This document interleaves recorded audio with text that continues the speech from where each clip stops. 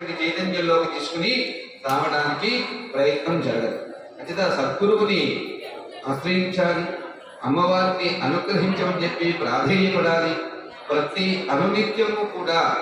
నిత్యము కూడా ఈ మూల మంత్రాన్ని అనుష్ఠానం చేసుకోవాలి. ఏదో ఒక మంత్రాన్ని గురువు గారు మా ఇంటి పక్క 16 మంత్రాలు చెప్పారు, నాకు ఒకటే చెప్పారు.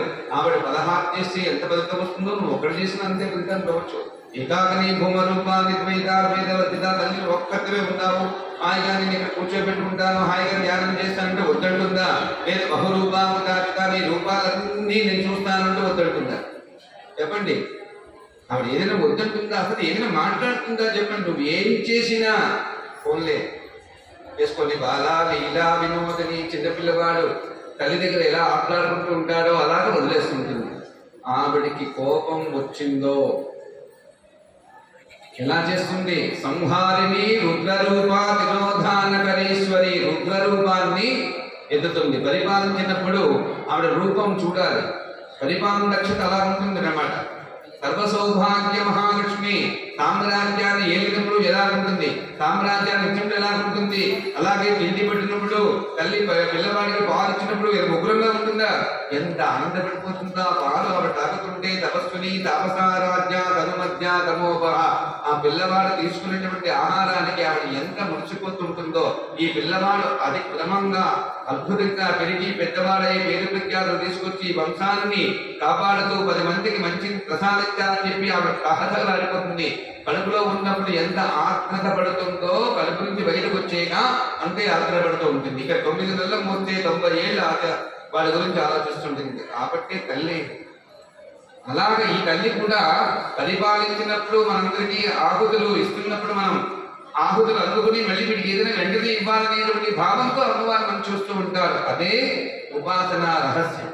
అటువంటి ఉపాసన ఎక్కడ జరుగుతుందో అమ్మవారి దయ అంతటా వెంటనే ఉంటుంది. ఎందుకు? కలిపురుషుడు తాలూకా ప్రభావితం అది. ఇది కలిపురుషుడు మనలోకి ప్రవేశించకుండా మంచి ఆధ్యాత్మిక తత్వాలకే ఉండాలంటే ఈ శరీరంలోని ఈ హృదయంలోని ఎప్పుడు కూడా స్మరణ చేస్తూ ఉండాలి, మననం చేస్తూ ఉండాలి. ఏం చేయాలి? స్మరణం ఏం చేయాలి? మంత్రం చేయాలి. మంత్రమే చేస్తూ ఉండాలి. మంత్రం చేయడం వల్ల రుగ్మతలు మన దగ్గర చేరడానికి భయపడతాయి. లోపల రామలక్ష్మి ఆవిడ వెళ్ళే వరకు మనం బయట కూర్చున్నాము. ఎప్పుడైనా ఆపేమా హాయిగా యథాసుఖం వెళ్ళైతే ఎన్ని రోజులు దొరికిపోతాయి. నవద్వార నికేతన 9 ద్వారాలు ఉన్నాయి కదా మనకి. అవి ఎప్పుడు కూడా నో క్లోజ్ నో ఓపెన్. అది ఎప్పుడు ఓపెన్ అవుతాయి, ఎప్పుడు క్లోజ్ అవుతాయి తెలియదు, అంటే వెళ్ళిపోతుంటాయి. కాబట్టి వాటికి ప్రవేశానికి మనం ఇవ్వకూడదు. మూలాధారానికి నిలయామృతి పేదని అంటున్నాం కదా. మూలాధారానికి సహస్రాల వరకు కూడా స్తంభన చేసుకోవాలి. మంచి ఆలోచన చేయాలి. 10 మంది మంచి గురించి ఆలోచిస్తూ ఉండాలి. 10 మందిని మెప్పించడానికి నువ్వు తప్పుదారిలో వెళ్ళదు. 10 మందిని ఒప్పించైనా మంచి పని చెయ్యి. అది గొప్పతనంగా సంకేతంగా ఉంటుంది.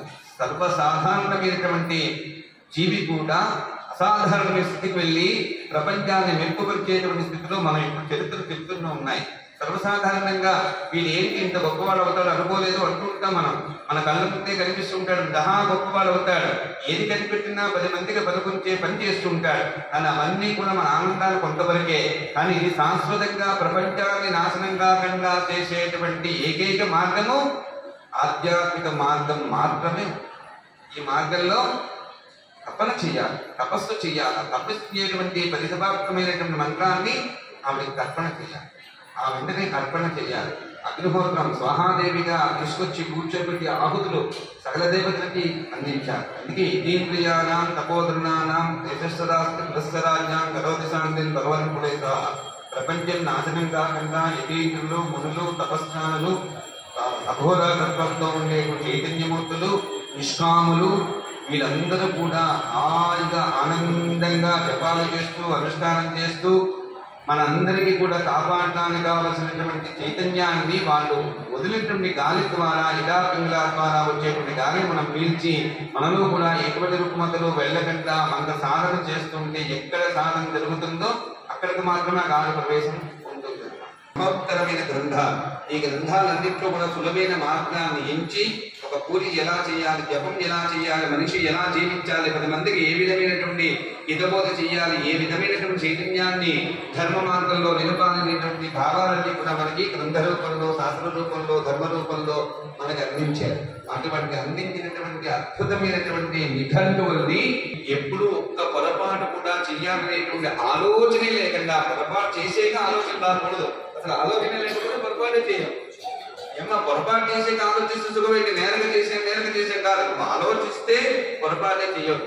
ఈ వల్ల పొరపాటు జరగకుండా చూసుకుంటుంది అమ్మవారు. తప్పకుండా గురువును ఆశ్రయించాలి, గురు మండలాన్ని చూడాలి, శ్రీచక్రార్చన జరుగుతూ ఉంటే చూడాలి. ద్వారపూజ దగ్గర నుండి ఇది శివం అనే వరకు కూడా అమ్మవారి యొక్క కాలం కూర్చుని అలసా బతుకులు లేకుండా అమ్మవారి ఎందే దృష్టి పెట్టి అమోఘమైనటువంటి చైతన్యమూర్తులందరినీ చూసి ఇంత మానవుల్ని చూసేటువంటి అవసరం ఉంటుందా అని చెప్పి జీవి కనిపిస్తుంది. అక్కడ ఎంతమంది అక్కడ మంత్రానుష్ఠానం చేసినప్పుడు అందరూ వచ్చి